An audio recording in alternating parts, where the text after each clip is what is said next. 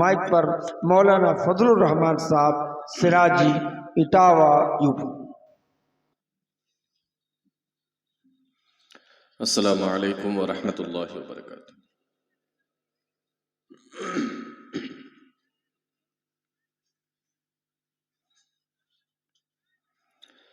ان الحمد للہ نحمده ونستعینه ونستغفره ونعوذ باللہ من شرور انفسنا ومن سیئات اعمالنا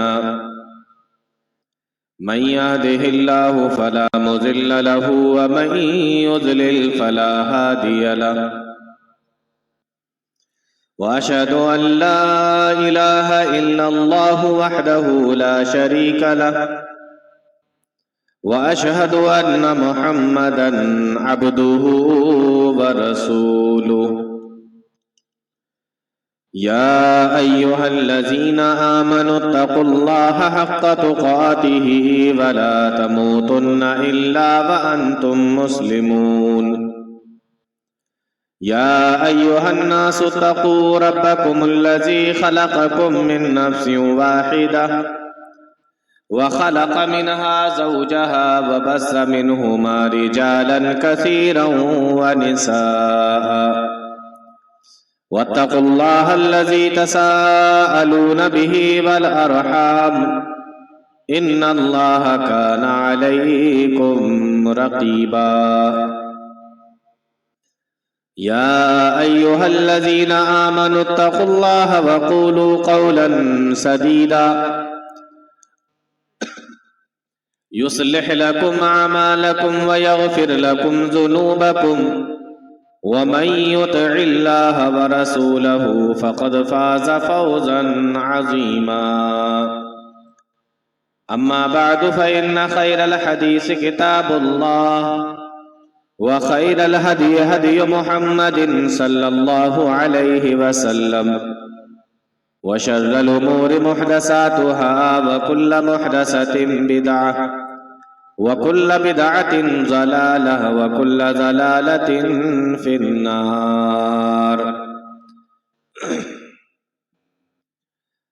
أعوذ بالله السميع العليم من الشيطان الرجيم بسم الله الرحمن الرحيم يا أيها الناس كلوا مما في الأرض حلالا طيبا ولا تتبعوا خطوات الشيطان إنه لكم عدو مبين۔ باوقار معزز علماء کرام، دور اور پاس سے تشریف لائے محترم سامعین، نوجوان ساتھیوں، پیارے بچوں اور پردہ نشین خواتین، بلا کسی تمہید کے سیدھے اپنے موضوع پر آتے ہیں۔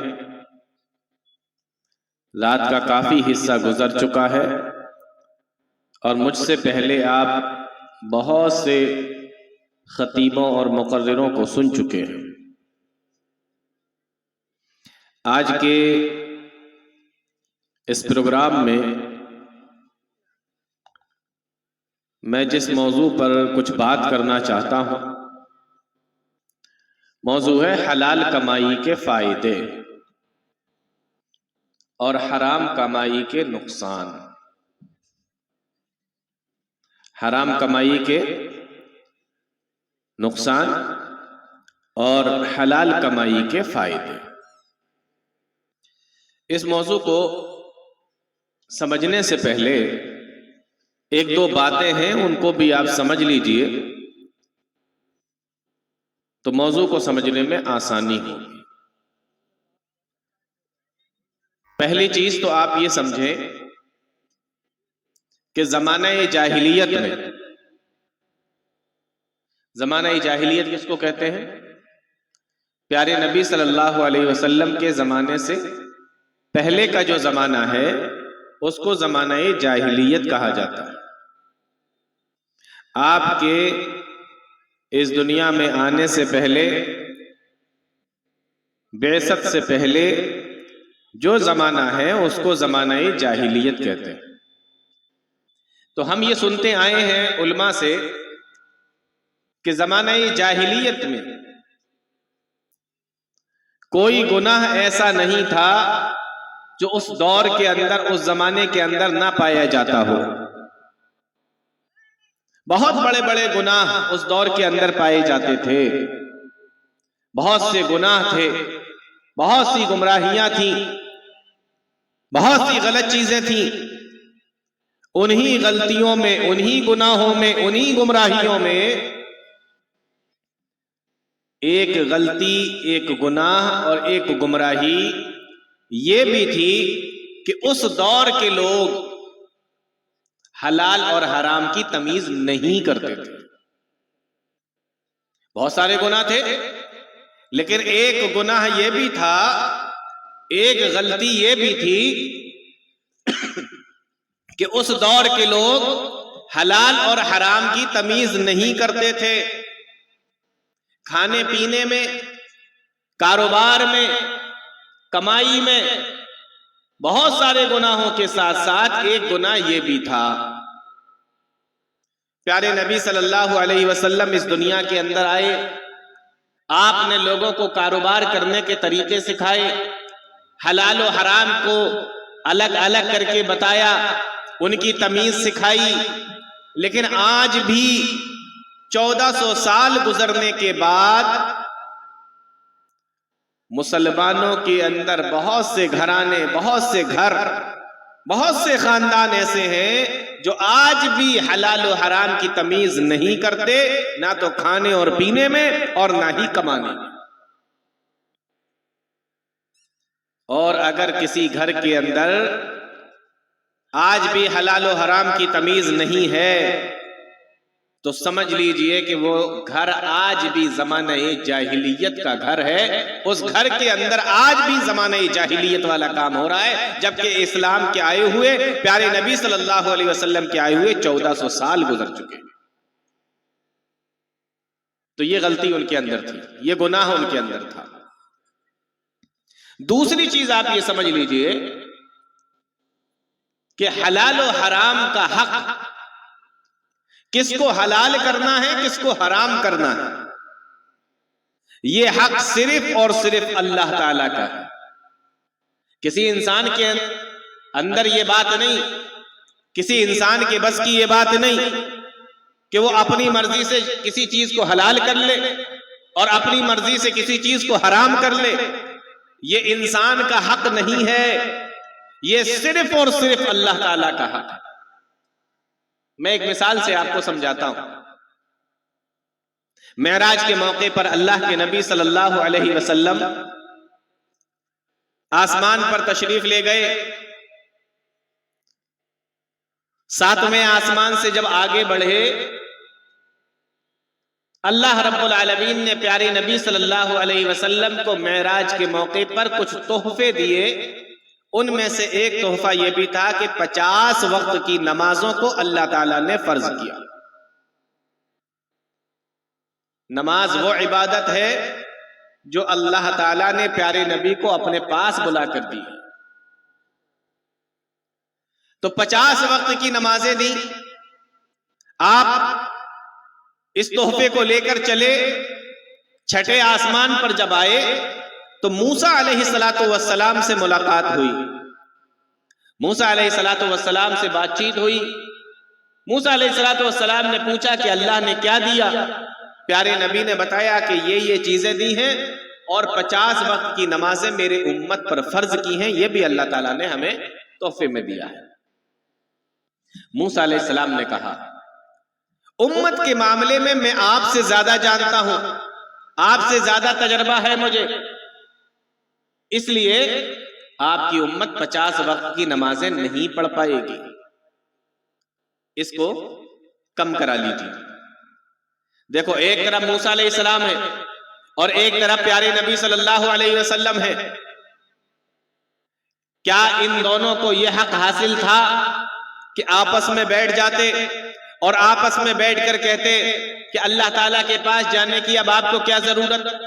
آپ سیدھے سیدھے ہم دونوں یہاں بیٹھتے ہیں، میں بھی موسیٰ ہوں، آپ بھی محمد ہیں، میں بنی اسرائیل کا جلیل القدر نبی ہوں اور آپ بنو اسماعیل کے جلیل القدر نبی ہیں، دونوں آپس میں بیٹھتے ہیں، مشورہ کرتے ہیں اور اس کو کم کر لیتے ہیں، پھر ایک کہتا کہ 40 کر لیتے ہیں، دوسرا کہتا کہ نہیں اور کم کرو، اس کو 30 کر لیتے ہیں، پھر ایسے دھیمے دھیمے دونوں آپس میں مل کر کسی ایک چیز پر متفق ہو جاتے، 5 پر یا 10 پر، جس پر بھی متفق ہوتے۔ کیا یہ پیارے نبی صلی اللہ علیہ وسلم کو حق حاصل تھا؟ کیا یہ حق موسیٰ علیہ السلام کو حاصل تھا کہ اپنی مرضی سے اس کو کم یا زیادہ کر دیتے؟ بولو، یہ حق حاصل تھا؟ نہیں تھا۔ کیوں؟ کیونکہ یہ حق کس کا ہے؟ شریعت بنانے کا کام کس کا ہے؟ اللہ تعالیٰ کا ہے۔ تو یہ حق کسی نبی کو بھی حاصل نہیں ہے، کسی رعایا کو، کسی بادشاہ کو، کسی امیر کو، کسی وزیر کو، کسی ولی کو، کسی پیر کو، کسی بزرگ کو، کسی کو یہ حق حاصل نہیں۔ وقت کا نبی بھی اگر چاہے تو اپنی طرف سے کسی چیز کو حلال نہیں کر سکتا، وقت کا نبی بھی چاہے تو اپنی طرف سے کسی چیز کو حرام نہیں کر سکتا۔ حلال اور حرام کا حق صرف اور صرف اللہ تعالیٰ کو حاصل ہے۔ تو ہم کون ہوتے ہیں اپنی طرف سے حرام چیزوں کو حلال کرنے والے؟ قرآن کریم میں دیکھیں اللہ تعالیٰ کیا فرماتا ہے، قُلْ أَرَأَيْتُمْ مَا أَنزَلَ اللَّهُ لَكُمْ من رزق فجعلتم منہ حراما وحلالا۔ اے نبی آپ ان سے کہیے ما انزل اللہ لکم من رزق، جو رزق اللہ تعالیٰ نے تمہیں دیا ہے، جو روزی روٹی اللہ تعالیٰ نے تمہیں دی ہے، جو چیزیں اللہ تعالیٰ نے تمہارے لیے اتاری ہیں، فجعلتم منہ حراما وحلالا، تم نے ان میں سے بہت سی چیزوں کو حرام بنا لیا اور بہت سی چیزوں کو تم نے اپنے لیے حرام بنا لیا۔ فجعلتم منہ حراما وحلالا، تم نے اس میں سے بہت سی چیزوں کو حرام کر لیا اور تم نے بہت سی چیزوں کو اپنے لیے حلال کر لیا۔ اللہ تعالیٰ نے اتاری، حلال و حرام تم نے کر لیا ہے۔ آگے اللہ تعالیٰ فرماتا ہے قُلْ اللَّهُ أَذِنَ لَكُمْ، اے میرے نبی آپ ان سے ذرا پوچھئے تو صحیح، کیا اس کی اجازت تمہیں اللہ تعالیٰ نے دی تھی؟ کیا اللہ تعالیٰ نے تمہیں اس کی چھوٹ دی تھی؟ قُلْ اللَّهُ أَذِنَ لَكُمْ، کیا اللہ تعالیٰ نے تمہیں اس بات کی اجازت دے دی تھی؟ کیا اللہ تعالیٰ نے تمہیں اس بات کی اجازت دی تھی؟ أَمْ عَلَى اللَّهِ تَفْتَرُونَ، یا بنا تو اپنی طرف سے رہے ہو، گڑ تو اپنی طرف سے رہے ہو، حلال و حرام تو تم اپنی طرف سے کر رہے ہو اور اللہ تعالیٰ کے اوپر جھوٹ باندھ رہے ہو، اللہ پر الزام لگا رہے ہو، اللہ کے اوپر تہمت لگا رہے ہو۔ ام علی اللہ تفترون، یا تم اللہ تعالیٰ کے اوپر الزام لگا رہے ہو۔ آپ حلال و حرام کر رہے ہیں، اس کو دین بھی سمجھ رہے ہیں، شریعت سمجھ کر اس پر ڈٹے ہوئے ہیں، اس پر لگے ہوئے ہیں، تو یہ شریعت اللہ نے نازل نہیں کی ہے، یہ آپ نے کی ہے۔ تو حلال و حرام کا حق کس کو ہے؟ اللہ تعالیٰ کو۔ کسی کو بھی یہ حق حاصل نہیں، کوئی نہیں کر سکتا۔ یہ کسی چیز کو حلال کرنا، کسی چیز کو حرام کرنا، یہ تو بہت بڑی بات ہے۔ کسی حلال چیز کو حرام کہنا اور کسی حرام چیز کو حلال کہنا، یہ کہنے کا حق بھی اللہ تعالیٰ نے ہمیں نہیں دیا ہے۔ کرنا تو بہت بڑی بات ہے، کہنے کا حق بھی ہمیں حاصل نہیں ہے۔ اللہ تعالیٰ قرآن کریم کے اندر بیان فرماتا ہے وَلَا تَقُولُوا لِمَا تَصِفُ أَلْسِنَتُكُمُ الْكَذِبَ هَذَا حَلَالٌ وَهَذَا حَرَامٌ، وہ لوگوں اپنی زبانوں سے یہ نہ کہا کرو کہ یہ چیز حلال ہے، یہ چیز حرام ہے۔ کرنا تو بہت دور کی بات ہے، اللہ تعالیٰ نے تو قرآن کریم کے اندر بیان فرما دیا وہ لوگوں اپنی زبان سے کسی حلال چیز کو حرام نہیں کہہ سکتے اور کسی حرام چیز کو حلال نہیں کہہ سکتے۔ ھذا حرام وھذا حلال لتفتروا علی اللہ الکذب، اور اگر تم ایسا کہتے بھی ہو تو اللہ تعالیٰ کے اوپر الزام لگاتے ہو، اللہ تعالیٰ پر جھوٹ گڑتے ہو، اللہ تعالیٰ پر بہتان لگاتے ہو۔ ان الذین یفترون علی اللہ الکذب لا یفلحون، اللہ تعالیٰ فرماتا ہے سنو، تم میں سے جو بھی یہ کام کرے گا یا تم میں سے جو بھی یہ کام کہے گا، ان الذین یفترون علی اللہ الکذب لا یفلحون، وہ کبھی بھی کامیاب نہیں ہو سکتا۔ بولو، اپنی طرف سے شریعتیں بناؤ گے کامیاب ہو جاؤ گے، اپنی طرف سے حرام چیز کو حلال کر لو گے کامیاب ہو جاؤ گے، اپنی طرف سے حلال چیز کو حرام اور حرام چیز کو حلال کر کے انسان یہ سمجھتا ہے کہ ہم کامیاب ہو جائیں گے۔ اب آپ تھوڑی دیر کے لیے سوچ سکتے ہیں کہ فلاں آدمی ہے، حرام کام کرتا ہے، لیکن وہ تو بڑا کامیاب ہے، وہ تو بڑا کامیاب ہے، بہت امیر ہے، مالدار ہے، پیسے والا ہے۔ ہاں تھوڑی دیر کے لیے آپ کو لگ سکتا ہے کہ فلاں شخص کو دیکھو وہ تو بڑا کامیاب ہے، بہت بڑے بنگلے کے اندر وہ رہتا ہے، بہت بڑا اس کا مکان ہے، ہر کمرے کے اندر اے سی اور ایئر کنڈیشن لگا ہوا ہے، بڑی سی اس کی گاڑی ہے، اور بڑے اچھے اچھے اسکول کے اندر اس کے بچے پڑھا کرتے ہیں، اور اپنے دیش کے اندر بدیش کے اندر جہاں چاہتا ہے چلا جاتا ہے، ہوائی جہازوں میں سفر کر رہا ہے، لمبی لمبی گاڑیوں کے اندر گھوم رہا ہے، مہنگے مہنگے موبائل چلا رہا ہے، ایئر کنڈیشن کے اندر سو رہا ہے، وہ تو بڑا کامیاب ہے۔ ایک دکان سے اس کی 10 دکانیں ہو گئی ہیں، ایک کارخانے سے اس کے 4 کارخانے ہو گئے، ایک کمپنی سے اس کی دوسری کمپنی ہو گئی ہے، اور اس نے بہت ساری چیزوں کو خرید لیا ہے، زمینوں پر زمینیں خریدتا چلا جا رہا ہے۔ آپ کہہ رہے ہیں کامیاب نہیں ہو سکتا، ہم اپنی آنکھوں کے سامنے دیکھ رہے ہیں کہ وہ کب سے جو زمین پر چلنے کی جس کی اوقات نہیں تھی وہ ہوا کے اندر اڑ رہا ہے۔ ان الذین یفترون علی اللہ الکذب لا یفلحون، اللہ تعالیٰ نے اس کا بھی جواب دے دیا۔ او دنیا کے لوگوں، تمہیں اگر اس طریقے کی چیزیں کہیں پہ نظر آ جائیں تو اسے دھوکہ مت کھا جانا۔ اللہ نے اگلی آیت کے اندر فرمایا متاع قلیل، یہ تو تھوڑا سا سامان ہے، یہ تو زندگی کا تھوڑا سا سامان ہے، اگر دنیا کے اندر تھوڑے بہت مزے لے بھی لیے تو کیا ہوا؟ فرمایا متاع قلیل ولہم عذاب علیم، ہم نے ایسے لوگوں کے لیے درد دینے والا عذاب تیار کر رکھا ہے، ہم نے ایسے لوگوں کے لیے دردناک عذاب تیار کر رکھا ہے۔ دنیا میں ہو سکتا ہے آپ کو لگے کہ دیکھو کیا کاروبار کر رہا ہے، کچھ نہیں ہوتا حلال و حرام، پیسہ کماؤ، نام بناؤ، مالدار بنو۔ اللہ تعالیٰ فرماتا ہے متاع قلیل، یہ تھوڑا سا سامان ہے، وَلَهُمْ عَذَابٌ عَلِيمٌ، اور ان کے لیے ہم نے دردناک عذاب تیار کر رکھا ہے۔ تو پہلی چیز، حلال و حرام کی تمیز زمانہ جاہلیت میں لوگ نہیں کرتے تھے، اسلام آنے کے بعد اسلام نے بتایا تمہیں حلال و حرام کی تمیز کرنا ہے۔ دوسری چیز، حلال و حرام کا حق صرف اور صرف اللہ تعالیٰ کو حاصل ہے، کوئی انسان اپنی مرضی سے کسی حرام چیز کو حلال نہیں کر سکتا۔ کیا انبیاء کر سکتے ہیں؟ انبیاء بھی نہیں کر سکتے۔ اللہ تعالیٰ قرآن کریم کے اندر بیان فرماتا ہے یا ایھا الرسل کلوا من الطیبات، او رسولوں کی جماعت پاکیزہ چیزوں کو کھایا کرو۔ یا ایھا الرسل کلوا من الطیبات، اور رسولوں کی جماعت پاکیزہ چیزوں کو کھایا کرو۔ اب کوئی یہ سوچ سکتا ہے یہ تو قرآن کریم کے اندر رسولوں سے کہا جا رہا ہے، نبیوں سے کہا جا رہا ہے، انبیاء سے کہا جا رہا ہے۔ آؤ قرآن کریم کی ایک اور آیت کریمہ دیکھو، اللہ تعالیٰ فرماتا ہے یا ایھا الذین آمنوا کلوا من طیبات، او ایمان والو۔ اب یہاں رسولوں کا ذکر نہیں کیا، اللہ تعالیٰ فرما رہا ہے یا ایھا الذین آمنوا کلوا، اے ایمان والو پاکیزہ چیزوں کو کھایا کرو، اے ایمان والو حلال چیزوں کو کھایا کرو۔ اب کوئی یہ بھی سوچ سکتا ہے کہ پہلی آیت میں رسولوں کا ذکر تھا، اب ساری دنیا کے اندر رسول تو بہت تھوڑے آئے ہیں، تو اللہ تعالیٰ نے فرمایا یا ایھا الذین آمنوا کلوا من طیبات، اے ایمان والو۔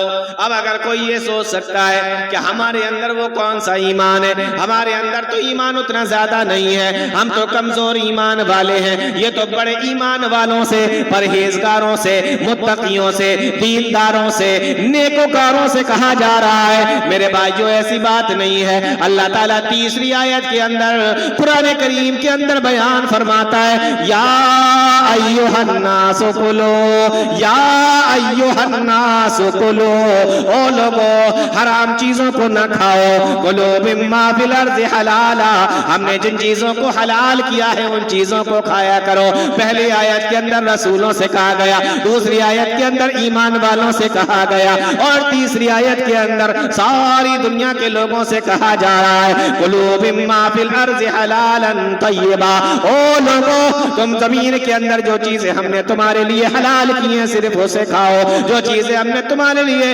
حلال اور پاکیزہ بنائی ہیں صرف انہی چیزوں کو کھاؤ۔ تو کوئی بچا ہوا نہیں، کوئی بھی بچا ہوا نہیں ہے۔ رسولوں سے بھی کہا گیا، ایمان والوں سے بھی کہا گیا، تمام لوگوں سے بھی کہا گیا۔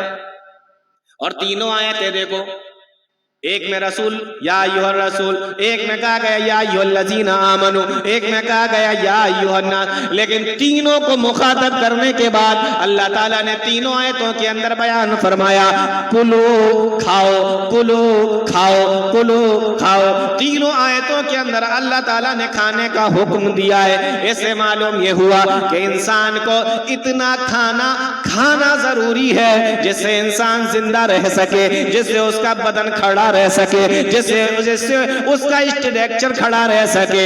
انسان اپنے آپ کو بھوک کی وجہ سے مار نہیں سکتا۔ انسان یہ سوچے ہم کھانا پینا چھوڑ دیتے ہیں، جنگلوں میں نکل جاتے ہیں، صرف اور صرف اللہ تعالیٰ کی عبادت کریں گے اور اپنے جسم کو لاغر اور کمزور کر لیں گے، کھائیں گے پیئیں گے نہیں، اللہ تعالیٰ ہم سے خوش ہو جائے گا، اللہ تعالیٰ ہماری عبادتوں کو قبول کر لے گا۔ اللہ کا قرآن تینوں جگہ پہ کہہ رہا ہے کلو کھاؤ۔ اسلام کے اندر رہبانیت نہیں ہے، اسلام کے اندر کھانا پینا چھوڑنا نہیں ہے۔ آپ کو کھانا بھی پڑے گا، آپ کو پینا بھی پڑے گا، اپنی زندگی کی حفاظت بھی کرنی پڑے گی، اپنے جسم کی حفاظت بھی کرنی پڑے گی۔ آپ کھانے پینے کو چھوڑ نہیں سکتے، یہ کسی اور دھرم کے اندر ہوگا، اسلام کے اندر نہیں ہے۔ اللہ تعالیٰ نے تینوں آیتوں کے اندر بیان فرما دیا کھاؤ کلو یا ایھا الرسل کلو یا ایھا الذین آمنوا کلو یا ایھا الناس کلو، اور رسولوں کی جماعت کھاؤ، اے ایمان والو کھاؤ،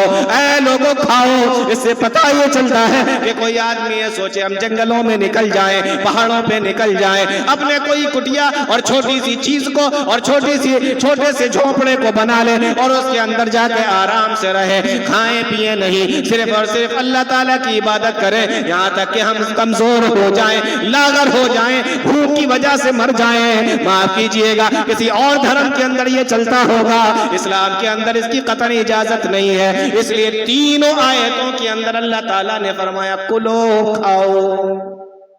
کھانا پینا نہیں چھوڑ سکتے آپ نے دیکھا ہوگا اور دھرموں کے اندر بالکل سوکھ کر کانٹا بن جاتے ہیں، کمزور ہو جاتے ہیں، کھانا پینا بالکل چھوڑ دیتے ہیں۔ اسلام اس بات کی اجازت نہیں دیتا۔ آگے دیکھیں اللہ تعالیٰ نے کیا فرمایا یا ایھا الناس کلو، اب کھانا کیا ہے وہ اللہ تعالیٰ نے بتا دیا مما فی الارض حلالا طیبا، ہم نے جن چیزوں کو تمہارے لیے زمین میں حلال کیا ہے ان چیزوں کو تمہیں کھانا ہے۔ اس سے پتہ یہ چلا حرام چیزوں کو نہیں کھانا ہے، حلال چیزوں کو کھانا ہے۔ اور کتنے تعجب کی بات ہے، علماء بیٹھے ہیں آپ ان سے معلوم کر لیجئے گا، کتنے تعجب کی بات ہے، جو حلال چیزیں ہیں وہ بہت زیادہ ہیں، جو حرام چیزیں ہیں وہ بہت تھوڑی ہیں۔ مما فی الارض حلالا، اللہ تعالیٰ نے حلال چیزوں کو زیادہ بنایا اور اللہ تعالیٰ نے حرام چیزوں کو کم بنایا ہے۔ انسان اگر صرف حلال کھانا چاہے تو کبھی بھی اس کو حرام کی ضرورت نہیں پڑے گی۔ اللہ تعالیٰ نے شراب کو حرام کیا ہے لیکن اس کے علاوہ دودھ کو حلال کیا، شربت کو حلال کیا، پانی کو حلال کیا، اور اس کے علاوہ وہ ہر چیز پینے والی جس کے اندر نشہ نہ ہو اللہ تعالیٰ نے ساری کی ساری چیزوں کو حلال کر دیا۔ صرف ایک چیز بتا دی کہ اگر نشہ آ جاتا ہو تو پی نہیں سکتے ہو، اس کے علاوہ جتنی بھی چیزیں پینے کی ہیں ساری کی ساری چیزوں کو اللہ تعالیٰ نے حلال کر دیا ہے۔ اللہ تعالیٰ نے سود کو حرام کر دیا، لیکن اللہ تعالیٰ نے کاروبار کی اجازت بھی دے دی ہے، کاروبار کر سکتے ہو، حلال کاروبار کوئی سا بھی کر سکتے ہو، چھوٹے سے چھوٹا ہو، بڑے سے بڑا ہو، کسی بھی طریقے کا ہو، اگر حلال کاروبار ہے، اگر اس کے اندر حرام کی آمیزش نہیں ہے تو کوئی سا بھی کاروبار کر سکتے ہو۔ میرے بھائیوں، میں آپ کو بتانا یہ چاہ رہا ہوں کہ حرام چیزیں دنیا کے اندر کم ہیں اور حلال چیزیں دنیا کے اندر بہت زیادہ ہیں۔ اس لیے اگر کوئی انسان صرف اور صرف یہ دیکھے کہ مجھے حلال چیزوں کو استعمال کرنا ہے، حلال چیزوں کو کھانا ہے، تو اللہ نے چاہا اگر وہ حلال چیزوں کی طرف چلا گیا تو حرام کی کبھی اس کو ضرورت ہی نہیں پڑے گی۔ مما فی الارض حلالا، حلال چیزوں کو کھاؤ۔ اب بڑے تعجب کی بات یہ ہے کہ حلال کے بعد اللہ تعالیٰ نے ایک لفظ اور بڑھایا، طیبہ، پاکیزہ چیزوں کو کھاؤ۔ اب یہاں پر آ کر انسان سوچتا ہے کہ جب چیزیں اللہ تعالیٰ نے حلال کر دی تھی اور حلال چیزوں کو کھانے کی اللہ تعالیٰ نے اجازت بھی دے دی تھی، تو یہ طیبہ کا لفظ بڑھا کر، پاکیزہ کا لفظ بڑھا کر اللہ تعالیٰ نے حلال کے ساتھ میں کیوں جوڑ دیا؟ حلالن کے ساتھ میں طیبن کیوں کہا کہ پاکیزہ چیزوں کو کھاؤ، حلال چیزوں کو کھاؤ؟ میرے بھائیو، قربان جاؤ اس دین کے اوپر۔ اللہ تعالیٰ نے بیان فرمایا کہ صرف حلال چیزوں کو کھانا ہے، لیکن حلال کے ساتھ میں طیبہ، پاکیزہ چیزوں کو کھاؤ، یہ جوڑ کر اللہ تعالیٰ نے بتا دیا کہ کبھی کبھی ایسا ہوتا ہے کہ چیز تو حلال ہوتی ہے لیکن پاکیزہ نہیں ہوتی۔ مثال کے طور پہ کھانا حلال ہے لیکن وہ سڑ گیا ہے، بدبودار ہو گیا ہے، کھانے کے لائق نہیں بچا ہے، اب ہے تو حلال لیکن پاکیزہ نہیں ہے، اس لیے اب اس کو کھا نہیں سکتے۔ دونوں شرطیں اس کے اندر پائی جانا ضروری ہے۔ بات سمجھ میں آ رہی ہے کہ نہیں آ رہی؟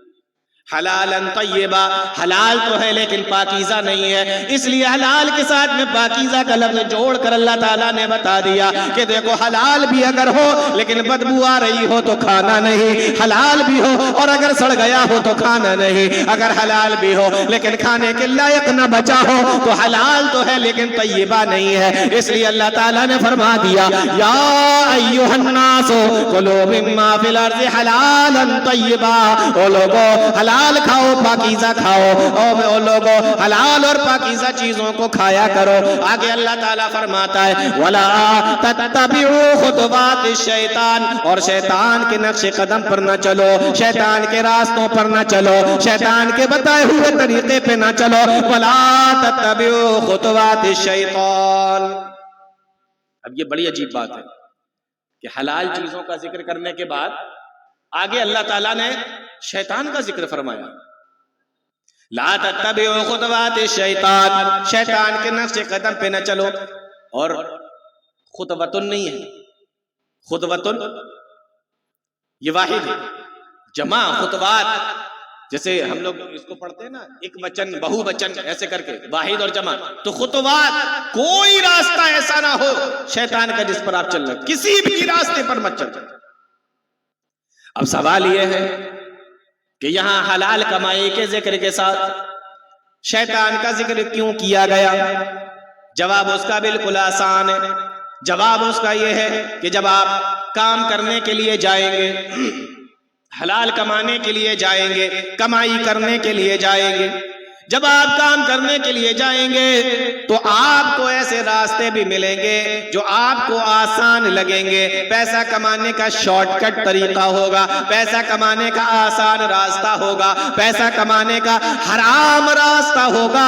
یہ شیطان تمہارے سامنے وہ حرام راستے لے کر آئے گا، وہ تمہیں راستے دکھائے گا۔ اللہ تعالیٰ نے فرما دیا، او لوگوں حلال کمانا، حلال کھانا، لیکن شیطان کے راستے پہ نہ چلے جانا۔ شیطان تمہیں بہکانے کے لیے آئے گا، شیطان تمہیں راستے دکھائے گا، شیطان تمہیں حلال کے بجائے حرام کا راستہ تمہارے لیے آسان کرے گا۔ وَلَا تَتَّبِعُوا خُطُوَاتِ الشَّيْطَانِ، او میرے بندو، لا تَتَّبِعُوا خُطُوَاتِ الشَّيْطَانِ، شیطان کے نقش قدم پہ نہ جانا، شیطان کے راستے پہ نہ جانا۔ عجیب بات ہے، ایک انسان سے اگر یہ کہہ دیا جائے کہ دیکھو یہ جو راستہ جا رہا ہے نا، اس پر آگے ڈاکو ہیں، اس راستے پہ مت جانا، اس پہ ڈاکو ہیں آگے، اور آگے پانی بھی نہیں ہے، یا تو ڈاکوؤں کے ذریعے سے تم مارے جا سکتے ہو یا پیاس کی وجہ سے مارے جا سکتے ہو. تو عقل مند انسان کیا کرے گا؟ اس راستے پر نہیں جائے گا. یہ تو عقل مندی ہے. لیکن اس سے زیادہ عقل مندی یہ ہے کہ ہر وہ راستہ جس پر ڈاکو ہو اور ہر وہ راستہ جس پر پانی کی کمی کی وجہ سے انسان کے مرنے کا خطرہ ہو، عقل مندی کیا ہے کہ صرف اس راستے پہ نہ جایا جائے یا ایسے ہر راستے پر نہ جایا جائے. بولو ہے نا؟ عقل مندی تو یہی ہے نا کہ ہر ایسا راستہ، کسی نے کہہ دیا کہ دیکھو یہ راستہ ہے، اس پر ڈاکو ہیں اور اس پر پانی کی کمی ہے، تو ہماری عقل مندی یہ ہے کہ صرف وہی راستہ نہیں، اب دنیا میں کوئی بھی ایسا راستہ ہو جہاں پر یہ دونوں چیزیں ہوں، پانی کی کمی اور ڈاکوؤں کا ہونا، ہماری عقل مندی ہے کہ ہم ایسے کسی راستے پر نہ جائیں. یہ ہے ہماری عقل مندی، اور ہم ایسا کرتے بھی ہیں. لیکن یہاں اللہ تعالیٰ نے ہر راستے پر جانے سے منع کر دیا، ہم ہر راستے پر جانے کی کوشش کرتے ہیں. یہاں ہماری عقل مندی کہاں چلی جاتی ہے، یہاں ہمارا دماغ کہاں چلا جاتا ہے. وَلَا تَتَّبِعُوا خُطُوَاتِ الشَّيْطَانِ، شیطان کے نقش قدم پہ نہ چلو. إِنَّهُ لَكُمْ عَدُوٌّ مُّبِينٌ، شیطان تمہارا کھلا ہوا دشمن ہے. یہ کھلا ہوا دشمن کیا ہوتا ہے اس کو سمجھ لیجیے آج. إِنَّهُ لَكُمْ عَدُوٌّ مُّبِينٌ، شیطان تمہارا کھلا ہوا دشمن ہے. اب جب دشمن کہہ دیا گیا تو بتاؤ دشمن اپنے دشمن کا فائدہ کب چاہتا ہے؟ بتائیے، دشمن کا فائدہ چاہتا ہے؟ آپ کا کوئی دشمن یہ چاہے گا کہ آپ کو فائدہ ہو جائے؟ نہیں چاہے گا نا. دشمن تو نقصان پہنچانا چاہتا ہے، دشمن فائدہ نہیں پہنچانا چاہتا. تو صاف صاف کہہ دیا گیا کہ وہ تمہارا دشمن ہے، تو تمہیں فائدہ کیسے پہنچا سکتا ہے؟ تمہیں صحیح راستہ کیسے دکھا سکتا ہے؟ صحیح راستہ نہیں دکھا سکتا. وہ تمہارا دشمن ہے، تمہیں نقصان کی طرف لے جائے گا. اس کو تھوڑا سا اور سمجھیے. إِنَّهُ لَكُمْ عَدُوٌّ مُّبِينٌ، شیطان تمہارا کھلا ہوا دشمن ہے. قرآن کریم کے اندر اللہ تعالیٰ نے فرمایا اگر تمہارا کسی سے جھگڑا ہو جائے، لڑائی ہو جائے، آپس میں دشمنی ہو جائے، ایک دوسرے سے بول چال بند ہو جائے، قرآن کریم بیان کرتا ہے ادفع باللتی ہی احسن السیئہ، تم اس کے ساتھ اچھے اخلاق سے پیش آؤ، ایمانداری سے پیش آؤ، بہترین طریقے سے پیش آؤ. ادفع باللتی ہی احسن السیئہ، اچھے طریقے سے اس کے ساتھ میں پیش آؤ، اچھے اخلاق سے پیش آؤ. اپنے اچھے اخلاق کے ذریعے سے اپنے دشمن کو اپنا دوست بنا لو. اگر تم نے ایسا کیا فَإِذَا الَّذِي بَيْنَكَ وَبَيْنَهُ عَدَاوَةٌ كَأَنَّهُ وَلِيٌّ حَمِيمٌ، تو وہی تمہارا جانی دشمن تمہارا جگری دوست بن جائے گا. اللہ تعالیٰ نے اس کو اچھے اخلاق سے منانے کا حکم دیا، اس کے سامنے اچھے اخلاق سے پیش آنے کا حکم دیا تاکہ وہ تمہارا دشمن تمہارا دوست بن جائے. لیکن جب شیطان کی باری آئی اور شیطان کا ذکر آیا تو اللہ تعالیٰ نے فرمایا ان الشیطان لکم عدو فاتخذوہ عدوا، او دنیا کے لوگوں شیطان تمہارا دشمن ہے تو اس کو تم اپنا دشمن ہی بنا کے رکھنا، اس کو اپنا دشمن ہی سمجھنا، اس کو اپنا دشمن ہی بنا کے رکھنا. یہاں شیطان کے بارے میں اللہ تعالیٰ نے نہیں کہا ادفع باللتی ہی احسن السیئہ کہ تم اپنے دشمن کے ساتھ اچھے اخلاق سے پیش آؤ. کتنی بڑی بات ہے اور کتنا غور کرنے کی بات ہے. جب دنیا کے لوگوں کی باری آئی فرمایا ادفع باللتی ہی احسن السیئہ، اچھے اخلاق سے ان کے ساتھ میں پیش آؤ. لیکن جب شیطان کی باری آئی تو اللہ تعالیٰ نے فرمایا ان الشیطان لکم عدو فاتخذوہ عدوا، شیطان تمہارا دشمن ہے، تم اس کو اپنا دشمن ہی بنا کے رکھو، اپنا دشمن ہی سمجھو، اپنے دشمن ہی اس سے نکالو. شیطان کو دوست بنانے کا حکم اللہ تعالیٰ نے نہیں دیا ہے. انہو لکم عدو مبین، بے شک وہ تمہارا کھلا ہوا دشمن ہے. آیت کریمہ کے اندر اللہ تعالیٰ نے فرمایا یا ایھا الناس کلوا مما فی الارض حلالا طیبا ولا تتبعوا خطوات الشیطان، اے لوگو زمین میں جو چیزیں ہم نے تمہیں دی ہیں پاکیزہ اور حلال وہ کھاؤ، شیطان کے نقش قدم پہ نہ چلو. انہو لکم عدو مبین، شیطان تمہارا کھلا ہوا دشمن ہے. اتنی بات سمجھ میں آ گئی تو میں اب تھوڑی سی بات اور آگے بڑھا رہا ہوں. آپ دنیا کے اندر دیکھیں جتنے بھی انبیاء کرام اس دنیا کے اندر آئے،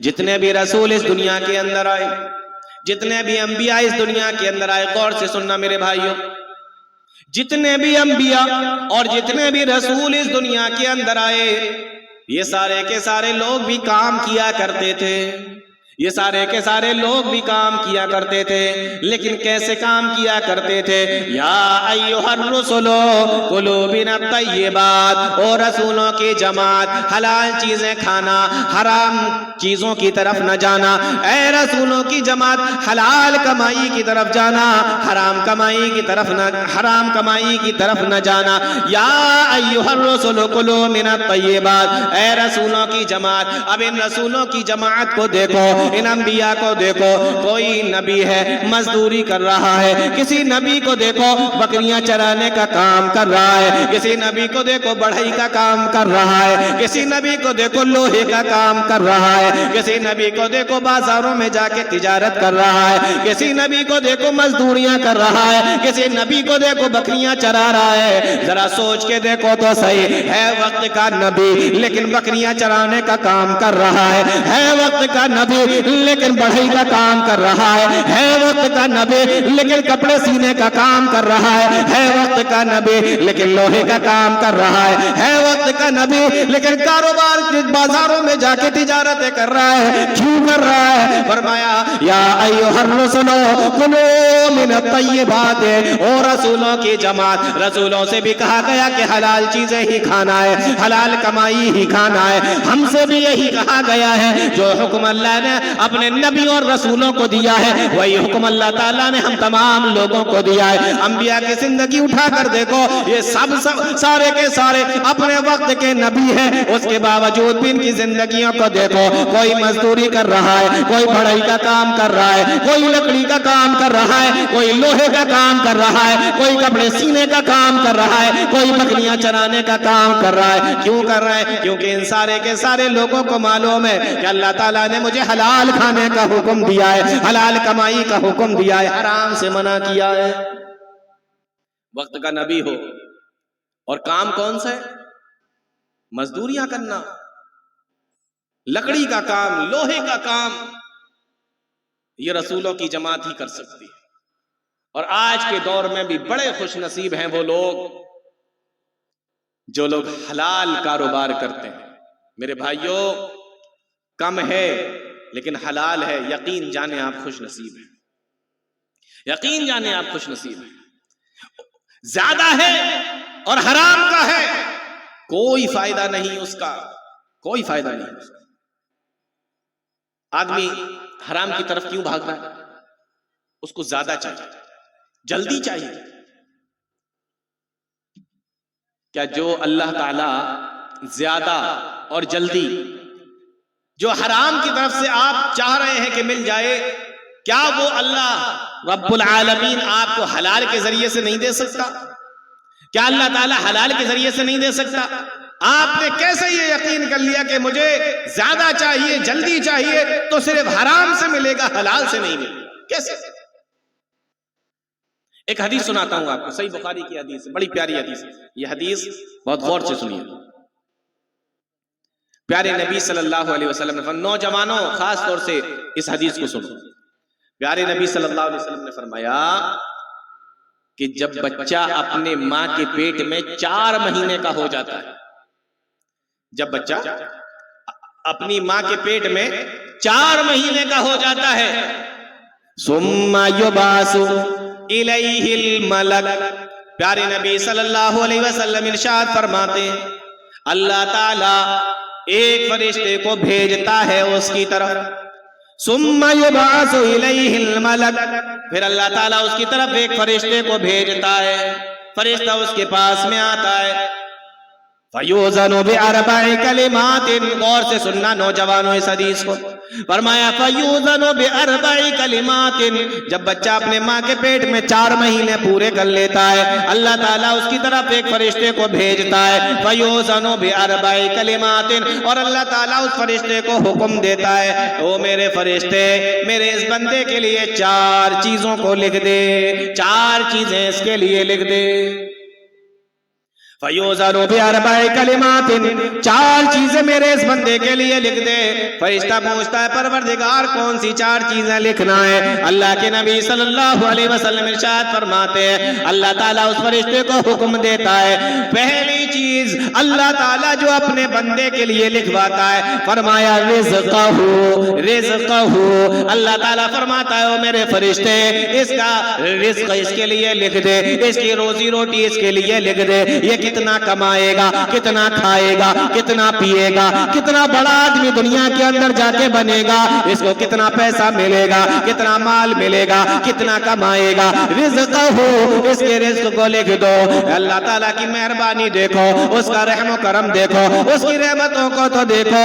ہم دنیا کے اندر آنے کے بعد جس چیز کے لیے سب سے زیادہ پریشان رہتے ہیں، 4 چیزوں میں سے سب سے پہلے اللہ تعالیٰ نے اسی چیز کو لکھوا دیا۔ او میرے بندے، میں کتنا رحیم ہوں، میں کتنا رحم دل ہوں، میں کتنا زیادہ رحم کرنے والا ہوں۔ او میرے بندے، تو دنیا کے اندر جا کے رزق کے لیے مارا پھرے گا، لیکن میرے رحمت تو دے، میں سب سے پہلے تیرے لیے تیرے رزق کا انتظام کر رہا ہوں، سب سے پہلے میں تیرے لیے تیرے رزق کی تیاری کر رہا ہوں۔ اگر ابھی تو نے اپنا پیر زمین پہ بھی نہیں رکھا، ابھی تو دنیا کے اندر بھی نہیں آیا، فرمایا رزقہ، اللہ تعالیٰ فرشتے کو حکم دیتا ہے اس کا رزق اس کے لیے لکھ دو، یہ کتنا کمائے گا، لکھ پتی بنے گا، کروڑ پتی بنے گا، ارب پتی بنے گا، کتنا پیسہ کمائے گا یہ اس کے لیے لکھ دو، کتنا کھائے گا، کتنا کمائے گا، کتنا پیے گا، ساری چیزوں کو لکھ دو۔ اور میرے بھائیو، ہمارا یہ ایمان ہے، ہمارا یہ یقین ہے،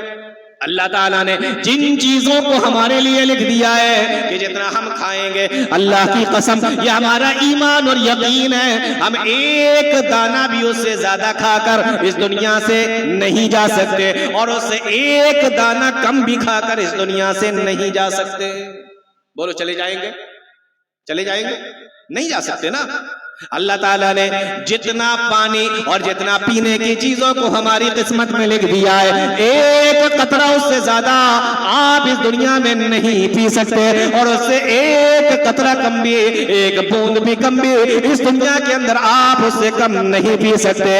اتنا لے کر جائیں گے، اتنا کھا کر جائیں گے، اتنا پی کر جائیں گے۔ اللہ تعالیٰ نے فرمایا فَيَكْتُبُ رِزْقَهُ، میرے اس بندے کے رزق کو لکھ دو۔ آج ہمارا ایمان کہاں چلا گیا؟ آج ہمارا یقین اور عقیدہ کہاں چلا گیا؟ آج ہم اپنے کاروبار کو چھوڑ کر مسجدوں کے اندر اس لیے نہیں آتے، کسٹمر دوسری دکان پہ چلا جائے گا، سامنے والا مالدار ہو جائے گا، میرے سارے کسٹمر کو وہ چھین لے گا۔ میرے بھائیو، اللہ پر بھروسہ کہاں چلا گیا؟ اللہ پر ایمان کہاں چلا گیا؟ مان لو آپ نمازوں کی پرواہ اپنے کاروبار کی وجہ سے نہیں کرتے، آپ دکانوں کو چھوڑ کر کاروبار کی وجہ سے نمازوں کے لیے نہیں آتے، کہ کسٹمر آپ کے پاس میں آ جائے گا۔ اس بات کی کیا گارنٹی ہے کہ کسٹمر آپ کے پاس میں آئے گا؟ اور اگر آ بھی گیا تو اس بات کی کیا گارنٹی ہے کہ وہ آپ کے پاس سے لے کر ہی جائے گا؟ ہے کوئی گارنٹی کہ آپ ہی سے لے گا یا آپ ہی کے پاس آئے گا؟ ارے اللہ کے بندو، اللہ تعالیٰ نے جو روزی روٹی تمہاری قسمت میں لکھ دی ہے، وہ روزی روٹی تمہارے سامنے والا دکاندار بھی تم سے نہیں چھین سکتا، تم سے دنیا کے اندر کوئی نہیں چھین سکتا۔ اس لیے میرے بھائیو، وہ اللہ جس نے رزق کا انتظام تمہاری ماں کے پیٹ کے اندر کر دیا، اللہ تعالیٰ نے لکھ دیا، آج اللہ تعالیٰ پہ ہمارا کوئی بھروسہ نہیں رہا۔ آج ہم اسی رزق کے لیے اللہ کے لیے وقت نہیں نکالتے، اللہ کے لیے دکان سے اٹھ کر مسجدوں کے لیے نہیں آتے۔ فرمایا فَيَكْتُبُ رِزْقَهُ، فرشتے کو حکم دیا جاتا ہے اس کا رزق لکھ دو۔ تو پہلی چیز کیا لکھوائی جاتی ہے؟ اس کی روزی روٹی اور اس کا رزق لکھوا دیا جاتا ہے، ٹھیک ہے۔ اب دوسری چیز فرمایا فرشتے کو حکم دیا جاتا ہے فَيَكْتُبُ رِزْقَهُ وَأَجَلَهُ، فرشتے کو حکم دیا جاتا ہے اب اس کی موت بھی لکھ دو۔ کھانا پینا چاہے کتنا کھا پی لو، چاہے کتنا کھا پی لو، او میرے بندو، تمہیں مرنا تو ضروری ہے، تمہیں ایک دن موت بھی آنی ہے۔ اس لیے جب بھی کھانا اور پینا تو یہ ہمیشہ یاد رکھنا کہ اس دنیا کو چھوڑ کر بھی جانا ہے۔ حلال کھا کر جاؤ گے تب بھی اللہ کے پاس میں جانا ہے، اور حرام کھا کر جاؤ گے تب تب بھی تمہیں اللہ تعالیٰ کے پاس میں جانا ہے، تو حرام کھا کر جاؤ گے تب بھی حساب دینا ہے۔ اس لیے میرے بھائیو، کھانے پینے کے بعد میں موت کا ذکر کر دیا گیا، اور موت کا ذکر اس لیے بھی کر دیا گیا کہ میرے بھائیو، جس طریقے سے ہمارا یہ ایمان ہے اور جس طریقے سے ہمارا یہ عقیدہ ہے کہ اللہ تعالیٰ نے ہر انسان کی قسمت میں موت لکھ دی ہے، ہمیں اس دنیا کو چھوڑ کر جانا ہے، ہمارا یہ پورا ایمان ہے، پورا یقین ہے، اس میں ہمیں کوئی ڈاؤٹ نہیں ہے، اس میں ہمیں کوئی شک نہیں ہے۔ انسان جو اس دنیا کے اندر آیا وہ اس دنیا سے جائے گا ضرور۔ جب تمہارا ایمان موت پر ہے تو تمہارا ایمان رزق پر کیوں نہیں ہے؟ جب تمہارا ایمان موت پر ہے کہ اللہ تعالیٰ کی طرف سے موت ایک دن آنی ہے، تو رزق پر تمہارا ایمان کیوں نہیں ہے کہ رزق بھی اللہ تعالیٰ کی طرف سے ہمیں ملنا ہے؟ اس لیے میرے بھائیوں، رزق کے بعد میں اللہ تعالیٰ نے موت کا ذکر کر دیا۔ آ رہی ہے بات سمجھ میں کہ نہیں؟ رزق کے بعد میں اللہ تعالیٰ نے موت کا ذکر کر دیا، اور جس طریقے سے ہمارا یہ ایمان اور یقین ہے کہ اللہ تعالیٰ نے ہماری سالوں کو لکھ دیا ہے کہ ہم کتنے سال اس دنیا کے اندر زندہ رہیں گے، اللہ تعالیٰ نے یہ لکھ دیا کتنے مہینے اس دنیا کے اندر گزاریں گے، اللہ تعالیٰ نے لکھ دیا کتنے ہفتے گزاریں گے، کتنے منٹ اس دنیا میں گزاریں گے، کتنے گھنٹے اس دنیا کے اندر گزاریں گے، کتنے سیکنڈ اس دنیا کے اندر گزاریں گے، یہ ساری کی ساری چیزیں لکھ دی ہیں۔ اللہ تعالیٰ نے تو یہ بھی لکھ دیا ہے کہ کتنی دھڑکنیں تمہارے دلوں کے اندر آئیں گی اور کتنی دھڑکنیں تمہارے دلوں سے جائیں گی۔ اللہ تعالیٰ نے تو یہ بھی لکھ دیا کہ میرے بندے کا دل دھڑکنا کب بند ہوگا، کون سی دھڑکن پہ جا کے رک جائے گا، کون سی دھڑکن پہ جا کے اس کا دل ٹھہر جائے گا۔ اللہ تعالیٰ نے تو یہ بھی لکھ دیا ہے کہ کون سی سانس اندر جائے گی تو باہر نہیں آئے گی، اور کون سی سانس باہر ہوگی تو اندر نہیں آئے گی۔ اللہ تعالیٰ نے ساری چیزوں کو لکھ دیا ہے۔ ہمارے یہ آنکھوں کی پلکیں کتنی بار چھپکیں گے، اللہ تعالیٰ نے تو یہ بھی لکھ دیا ہے۔ ہم کتنا سوئیں گے، کتنا بولیں گے، کتنا کھائیں گے، کتنا پیئیں گے، ہر چیز کو اللہ تعالیٰ نے لکھ دیا ہے۔ فرمایا فَيَكْتُبُ رِزْقَهُ وَأَجَلَهُ، تو ہمیں موت پر تو پورا یقین ہے، لیکن ہمیں رزق پر یقین کیوں نہیں ہو رہا ہے؟ اللہ تعالیٰ نے موت سے پہلے تو رزق کو لکھوا دیا ہے۔ فرمایا فَيَكْتُبُ رِزْقَهُ، تو جس طریقے سے انسان کی موت انسان کو ڈھونڈتی پھرتی ہے، اسی طریقے سے انسان کا رزق بھی انسان کو ڈھونڈتا پھرتا ہے۔ چار چیزیں لکھوائی، فَيَكْتُبُ رِزْقَهُ وَأَجَلَهُ وَعَمَلَهُ، اس کا عمل بھی لکھ دو، کیا کیا کرے گا دنیا میں جا کے، وَشَقِيٌّ أَمْ سَعِيدٌ، یا نیک ہوگا یا برا ہوگا، فاسق و فاجر ہوگا یا نیکوکار ہوگا، یہ بھی لکھ دو۔ چار چیزیں اس کی لکھوا دی گئی۔ اب میرے بھائیوں بہت غور سے سننا، بہت غور سے سننا، جو ایک بات میں آپ سے بولنے والا ہو۔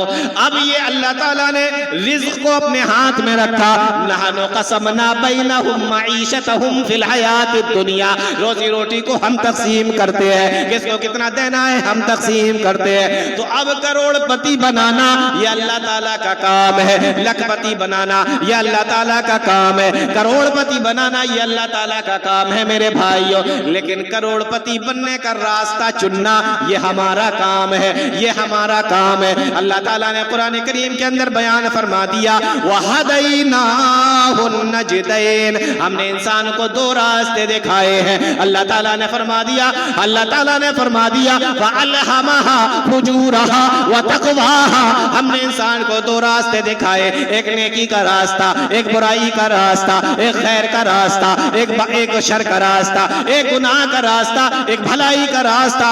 اللہ تعالیٰ نے دو راستے دکھا دیے، کروڑ پتی بنانا اس کا کام ہے، لیکن ان دونوں میں سے راستے کو چننا یہ آپ کے حوالے کر دیا ہے۔ اب حرام کے ذریعے سے کروڑ پتی بنتے ہیں یا حلال کے ذریعے سے کروڑ پتی بنتے ہیں، یہ آپ کا کام ہے،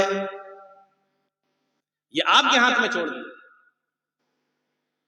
کتنا دینا ہے یہ اللہ تعالیٰ کو معلوم ہے، یہ اللہ تعالیٰ نے اپنے ہاتھ میں رکھا، لیکن وہ کمانا کیسے ہے، وہ آپ تک پہنچے گا کیسے، یہ اللہ تعالیٰ نے آپ کے حوالے کر دیا۔ ہم نے انسان کو دو راستے دکھائے، ہم نے انسان کو خیر کا اور شر کا، حلال کا اور حرام کا، دونوں راستے دکھا دیے۔ آپ کس راستے سے پہنچنا چاہتے ہیں یہ اللہ تعالیٰ نے ہمارے اوپر چھوڑ دیا۔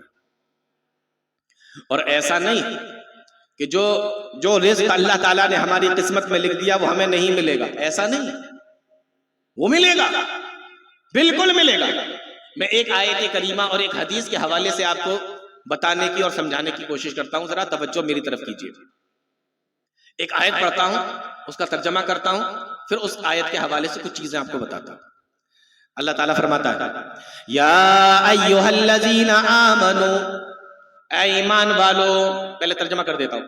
لَيَبْلُوَنَّكُمُ اللَّهُ بِشَيْءٍ مِّنَ الصَّيْدِ، اللہ تعالیٰ تم کو آزمائے گا شکار کے ذریعے سے. ترجمہ سمجھ میں آ رہا ہے؟ یا ایھا الذین آمنوا لیبلونکم اللہ بشیء من الصید، اے ایمان والو اللہ تعالیٰ تم کو آزمائے گا شکار کے ذریعے سے. کون سی شکار؟ فرمایا تنالہ ایدیکم ورماحکم، جن شکار تک تمہارے ہاتھ آرام کے ساتھ میں پہنچ جائیں گے، جن شکار تک تمہارے نیزے آرام کے ساتھ میں پہنچ جائیں گے. بھئی آدمی یا تو ہاتھ سے شکار کرے گا یا کسی چیز سے شکار کرے گا تو آرام سے پہنچ جائیں گے. تنالہ ایدیکم ورماحکم لیعلم اللہ من یخافہ بالغیب، اللہ تعالیٰ کیوں آزمائے گا؟ فرمایا لیعلم اللہ من یخافہ بالغیب، تاکہ اللہ تعالیٰ آزما لے، اللہ تعالیٰ جان لے کہ تم میں سے کون اللہ کو دیکھے بغیر ڈرتا ہے، بن دیکھے اللہ سے ڈرتا ہے. ہم نے اللہ کو دیکھا تو نہیں ہے لیکن اللہ سے بنا دیکھے کون ڈرتا ہے؟ اللہ تعالیٰ یہ آزمانا چاہتا ہے، اللہ تعالیٰ یہ دیکھنا چاہتا ہے. فرمایا لیعلم اللہ من یخافہ بالغیب، اللہ تعالیٰ سے بغیر دیکھے کون ڈرتا ہے، اللہ تعالیٰ یہ دیکھنا چاہتا ہے. اس لیے اللہ تعالیٰ تمہارا امتحان لے گا شکار کے ذریعے سے. فمن اعتدی بعد ذالک، اور اس کے بعد بھی جو بھی حد سے آگے نکلے گا، اس کے بعد جو لمٹ کو کراس کرے گا، فلہ عذاب علیم، تو اللہ تعالیٰ اس کو دردناک عذاب دے گا. یہ آیت کریمہ کا میں نے ایک آسان سا ترجمہ کرنے کی کوشش کی ہے. اب اس آیت پر پھر سے آئیے دوبارہ سے تاکہ چیزوں کو سمجھنے میں آسانی ہو. اللہ تعالیٰ فرماتا ہے یا ایھا الذین آمنو، اے ایمان والو. کیا کہا؟ اے ایمان والو. اب مجھے یہ بتائیے کہ یہ آیت کریمہ کس پر نازل ہوئی؟ بولو کس پر نازل ہوئی یہ آیت کریمہ؟ پیارے نبی صلی اللہ علیہ وسلم. قرآن کریم کس پر نازل ہوا ہے؟ نبی صلی اللہ علیہ وسلم پر ہوا نا. تو یہ آیت کریمہ پہ بھی تو نبی پر نازل ہوئی ہوگی نا. تو یہ آیت کریمہ نبی پر نازل ہوئی اور کہا کیا جا رہا ہے؟ اے ایمان والو. اب سوال یہ ہے، بہت غور سے سننا، اب سوال یہ ہے کہ جب یہ کہا جا رہا ہے اے ایمان والو، تو نبی کے زمانے میں ایمان والے کون تھے؟ ہاں یہی تو ہے اصل سوال. نبی کے زمانے میں ایمان والے کون تھے؟ کون تھے ایمان والے؟ صحابہ تھے نا. نبی کے صحابہ ہی تو ایمان والے تھے. نبی کے زمانے میں ایمان والے. اے ایمان والو جب یہ کہا جا رہا ہے اور نبی سے کہا جا رہا ہے، نبی کے زمانے میں کہا جا رہا ہے، تو سوال یہ ہے کہ نبی کے زمانے میں ایمان والے کون تھے؟ یا ایھا الذین آمنو، اے ایمان والو. معلوم یہ ہوا یہ نبی کے زمانے میں جو ایمان والے تھے وہ صحابہ اکرام تھے. آج بہت سارے لوگ صحابہ کا ایمان نہیں مانتے. ایسا ہی ہے نا؟ بہت سارے لوگ آج صحابہ کو ایمان والا مانتے ہی نہیں ہیں، صحابہ کے ایمان کی نفی کرتے ہیں، صحابہ کے اوپر الزامات لگاتے ہیں، ان کو الگ الگ ناموں سے پکارتے ہیں، ان کے ایمان کو ماننے کی کوشش نہیں کرتے. اللہ تعالیٰ کیا کہہ رہا ہے؟ اے ایمان والا. تو ہمیں تمہارے سرٹیفکیٹ کی ضرورت نہیں ہے. اللہ تعالیٰ نے جب ان کو ایمان والا کہہ دیا اور تم کہہ رہے ہو ایمان والے نہیں ہیں، اللہ کہہ رہا ہے ایمان والے. اور اگر نبی کے زمانے میں صحابہ ایمان والے تھے ہی نہیں تو ایمان والوں کہا کس سے جا رہا ہے؟ جب کوئی ہے ہی نہیں تو کہا کس سے جا رہا ہے نا؟ جب کوئی ہے ہی نہیں تو کہا کس سے جا رہا ہے تبھی تو کہا جا رہا ہے ایمان والوں. تو ایمان والے صحابہ اکرام، سب سے پہلے اولین مخاطب صحابہ اکرام ہے، اور اللہ تعالیٰ ان کے ایمان کا سرٹیفکیٹ دے رہا ہے. تو آئندہ کبھی صحابہ کے ایمان پر کوئی شک نہیں کرنا، سارے کے سارے صحابہ ایمان والے ہیں. یا ایھا الذین آمنو، اے ایمان والو. ابھی اتنا ہو گیا. اب آگے دیکھو آیت کریمہ. فرمایا لیبلونکم اللہ، اللہ تعالیٰ تم کو آزمائے گا، اللہ تعالیٰ تمہارا امتحان لے گا. اب سوال یہ ہے کہ امتحان تو ہمارے دنیا کے اندر بھی ہوتے ہیں اور دنیا کے اندر بھی ہمارا امتحان لیا جاتا ہے. کوئی انٹرویو دینے جا رہا ہے وہاں پر بھی امتحان ہو رہا ہے. کسی کو نوکری چاہیے وہاں پر بھی امتحان ہو رہا ہے. بچے اسکول کے اندر پڑھنے کے لیے جاتے ہیں وہاں پر بھی ان کا امتحان ہوتا ہے. امتحان اللہ تعالیٰ بھی لے رہا ہے. لیکن میرے بھائیوں دونوں کے امتحان میں فرق دیکھو اور اللہ تعالیٰ کی اپنے بندوں کے لیے رحمت تو دیکھو. فرمایا لَيَبْلُوَنَّكُمُ اللَّهُ, اللہ تعالیٰ تمہارا امتحان لے گا. دنیا میں بھی ہمارے امتحان لیے جاتے ہیں, دونوں میں فرق دیکھو. اللہ تعالیٰ جب امتحان لیتا ہے تو جو امتحان لیا جاتا ہے اللہ تعالیٰ بتا دیتا ہے. سوال پہلے سے آؤٹ کر دیے جاتے ہیں, سوال پہلے سے بتا دیے جاتے ہیں تاکہ میرے بندے اچھے طریقے سے تیاری کر کے آئیں, اچھے طریقے سے اس امتحان کی تیاری کر لیں. قبر میں کیا پوچھا جائے گا بتا دیا گیا, میدان محشر میں کیا پوچھا جائے گا بتا دیا گیا, کیا کیا سوال ہوگے سارے کے سارے بتا دیے گئے. اللہ تعالیٰ کی رحمت تو دیکھو, جب وہ امتحان لیتا ہے سوال بتا دیتا ہے. اور یہاں دنیا کے اندر بھی امتحان ہوتے ہیں, یہاں سوالوں کو چھپایا جاتا ہے, سوالوں کو بتایا نہیں جاتا تاکہ بندوں کا صحیح طریقے سے, انسانوں کا صحیح طریقے سے امتحان لیا جا سکے. یہ فرق ہے اللہ تعالیٰ کے امتحان لینے میں اور دنیا کے لوگوں کا امتحان لینے میں. فرق سمجھ میں آ رہا ہے؟ اللہ کی رحمت دیکھو, اللہ تعالیٰ جب امتحان لیتا ہے تو پہلے بتا دیتا ہے. یہاں پر بھی امتحان ہونے والا ہے کہ شکار کے ذریعے سے تمہارا امتحان ہوگا, بتا بھی دیا گیا. صرف اتنا کہہ دیا جاتا کہ تمہارا امتحان لیا جائے گا. کسی بھی طریقے سے امتحان لیا جا سکتا تھا, لیکن اللہ تعالیٰ نے بتا دیا کہ شکار کے ذریعے سے تمہارا امتحان لیا جائے گا. یہ فرق ہے. کتنی رحمت والا, کتنا رحم و کرم کرنے والا ہمارا رب ہے. امتحان بھی لے رہا ہے, بتا بھی دے رہا ہے. اور امتحان کیسے لیا جا رہا ہے؟ شکار کے ذریعے سے امتحان لیا جائے گا. شکار کے ذریعے سے کیوں امتحان لیا جائے گا؟ عرب کے اندر شکار ایک محبوب مشغلہ تھا, ایک ان کا پسندیدہ کام تھا. عرب کے لوگ شکار کرنا پسند کیا کرتے تھے, محبوب مشغلہ تھا, شکار کرنا ان کو بڑا پسند تھا. اللہ تعالیٰ اسی کے ذریعے سے ان کو آزما رہا ہے. معلوم یہ ہوا کہ انسان کی پسندیدہ چیزوں کے ذریعے سے اللہ تعالیٰ آزماتا ہے. کسی کو آزمایا جا رہا ہے اس کے بیٹے کی موت دے کر, کسی کو آزمایا جا رہا ہے اس کی اولاد کی موت دے کر, کسی کو آزمایا جا رہا ہے ماں باپ کی موت دے کر, کسی کو آزمایا جا رہا ہے اس کے بیوی کی موت کو دے کر, اور کبھی آزمایا جا رہا ہے شوہر کی موت کو دے کر, کبھی آزمایا جا رہا ہے کسی کو اللہ تعالیٰ نے مالدار بنایا, کسی کو طاقت والا بنایا, کسی کو خوبصورت اور حسن والا بنایا, کسی کو اللہ نے بڑے خاندان والا بنایا, اس کو آزمایا جا رہا ہے. مالدار کو مال کے ذریعے سے آزمایا جا رہا ہے, خوبصورت کو خوبصورتی کے ذریعے سے آزمایا جا رہا ہے, علم والے کو علم کے ذریعے سے آزمایا جا رہا ہے, بڑے خاندان والے کو بڑے خاندان کے ذریعے سے آزمایا جا رہا ہے. اللہ تعالیٰ پسندیدہ چیزوں کے ذریعے سے لوگوں کو آزماتا ہے. تو عرب کے اندر شکار کرنا ایک بڑا پسندیدہ کام تھا. فرمایا لِيَبْلُوَنَّكُمُ اللَّهُ بِشَيْءٍ مِّنَ الصَّيْدِ, تمہیں شکار کے ذریعے سے آزمایا جائے گا. پسندیدہ چیزوں کے ذریعے سے اللہ تعالیٰ آزماتا ہے. عرب کے اندر ریگستانوں میں جہاں کھانے پینے کو نہیں ہوتا تھا وہاں پر شکار مل جانا ایک بہت بڑی نعمت تھی, ان کا گزر بسر چلتا تھا اس پر. اب ایسے وقت میں شکار کے ذریعے سے آزمایا جا رہا ہے. اور کیسے آزمایا جائے گا؟ فرمایا تَنَالُهُ أَيْدِيكُمْ وَرِمَاحُكُمْ, ان تک تمہارے ہاتھ آرام سے پہنچ جائیں گے, ان تک تمہارے نیزے آرام سے پہنچ جائیں گے. یعنی شکار کے ذریعے سے آزمایا بھی جائے گا اور ہاتھ اور نیزے بھی آرام کے ساتھ میں وہاں تک پہنچ جائیں گے. پتہ یہ چلا کہ جب اللہ تعالیٰ کسی چیز سے ہمیں آزماتا ہے, جب اللہ تعالیٰ کسی چیز کے ذریعے سے آزمائش کرتا ہے تو اس کو پانا اور اس تک جانا یہ ہمارے لیے آسان ہو جاتا ہے. آج دیکھو دنیا کے اندر جتنی بھی حرام چیزیں ہیں کتنی آسانی کے ساتھ ہم اس تک پہنچ سکتے ہیں.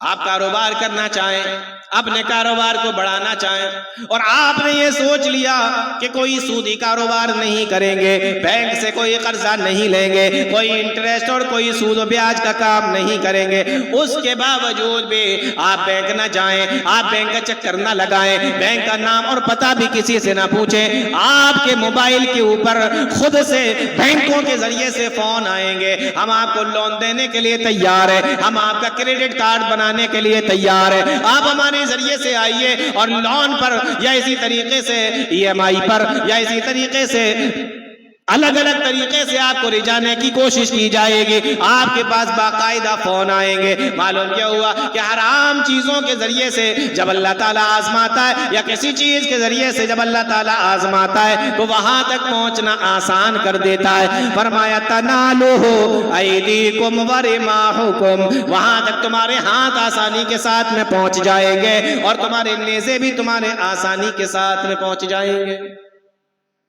اتنی بات سمجھ میں آ گئی؟ اب میں آپ کو ایک دو چیزیں اور بتاتا ہوں، یہ چیزیں بتانے کے بعد بات ختم کروں گا۔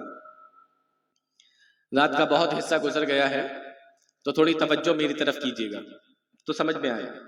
ایک مسئلہ بتاتا ہوں آپ کو،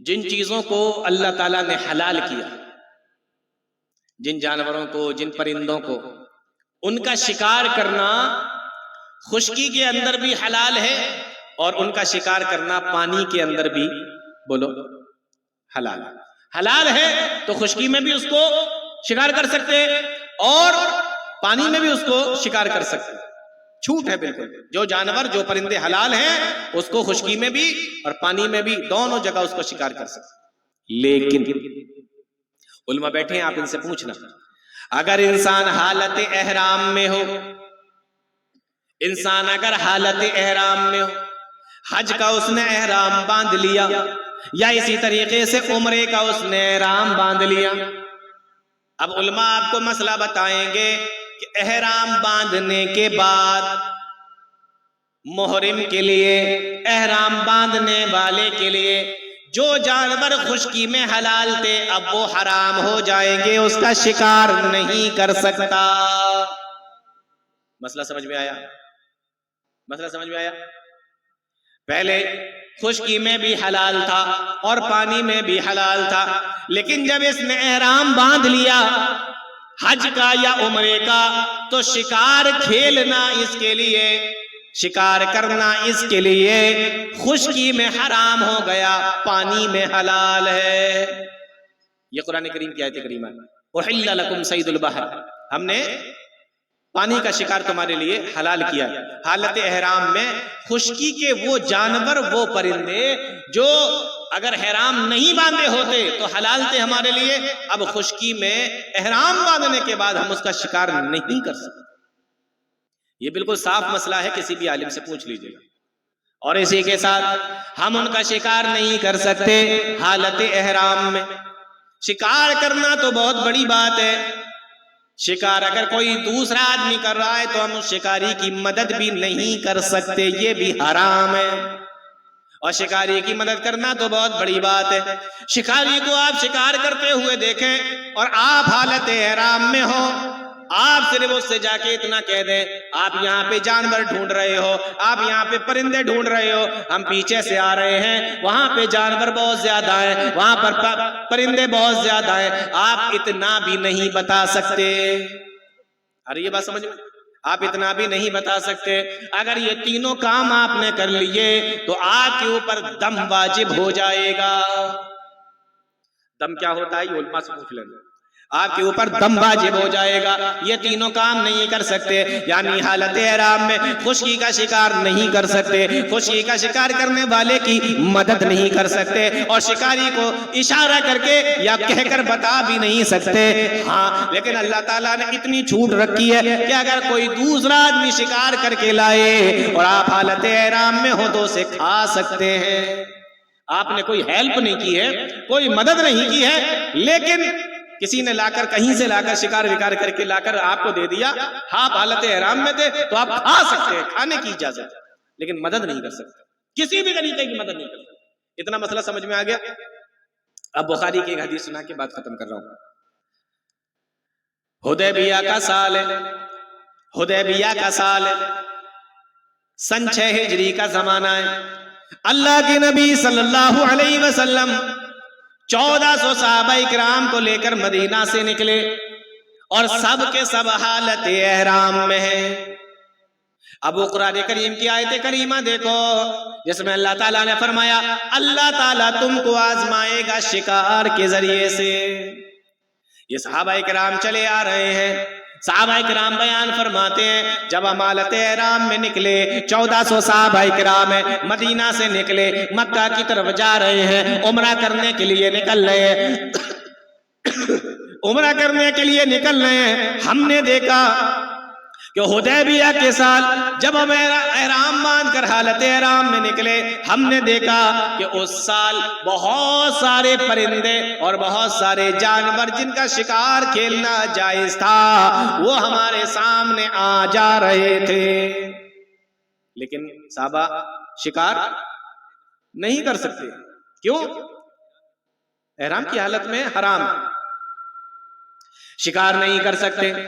ابھی حدیبیہ کے مقام پر پہنچے، یہ مکہ سے 20 کلومیٹر پہلے ہے، حدیبیہ مکہ سے 20 کلومیٹر پہلے ہے۔ اللہ کے نبی صلی اللہ علیہ وسلم کو معلوم ہوا کہ مکہ والے یہ مسلمانوں کو مکہ کے اندر داخل نہیں ہونے دے رہے ہیں، اور انہوں نے یہ اعلان کر دیا ہے کہ اگر مسلمان مکہ کے اندر داخل ہوں گے تو ہم ان سے جنگ کریں گے، ہم ان کو مکہ کے اندر داخل نہیں ہونے دیں گے۔ اب مسلمان لڑنے کے لیے تو آئے نہیں تھے اور پاس میں کوئی ان کے ہتھیار و تلوار بھی نہیں تھی۔ اللہ کے نبی صلی اللہ علیہ وسلم حدیبیہ کے مقام پہ رک گئے اور انتظار کر رہے ہیں کہ کچھ آپس میں ایسا راستہ نکل آئے کہ مکہ والے اجازت دے دیں تو ہم مکہ میں جا کر عمرہ کر لیں۔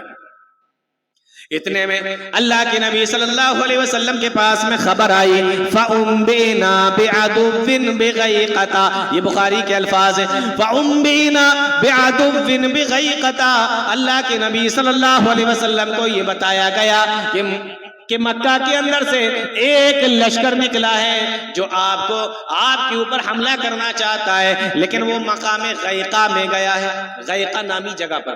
اب جیسے یہ مکہ ہے، یہ حدیبیہ ہے، اور اس طرف غیقہ ہے، یعنی یہ لشکر مکہ کے اندر ہے اور پیارے نبی صلی اللہ علیہ وسلم و مسلمان بیچ میں، اور یہ غیقہ نامی جگہ ہے۔ ایک لشکر مکہ سے نکلا اور یوں پیچھے سے گھومتا ہوا غیقہ نامی جگہ پہ آ رہا ہے تاکہ مسلمانوں کو بیچ میں گھیر لیا جائے، اس طرف مکہ کے مشرکوں اور اس طرف غیقہ نامی جگہ پر بھی مکہ کے مشرکوں، اور دونوں طرف سے مسلمانوں کو گھیر لیا جائے۔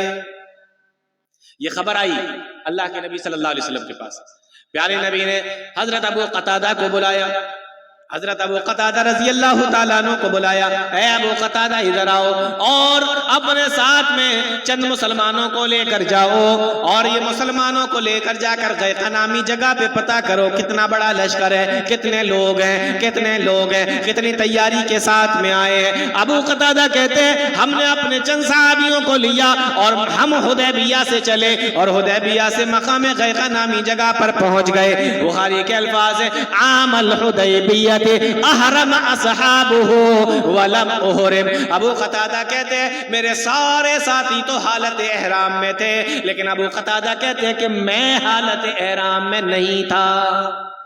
اب سوال یہ کہ جب سارے صحابہ حالت احرام میں ہیں تو یہ حالت احرام میں کیوں نہیں ہے؟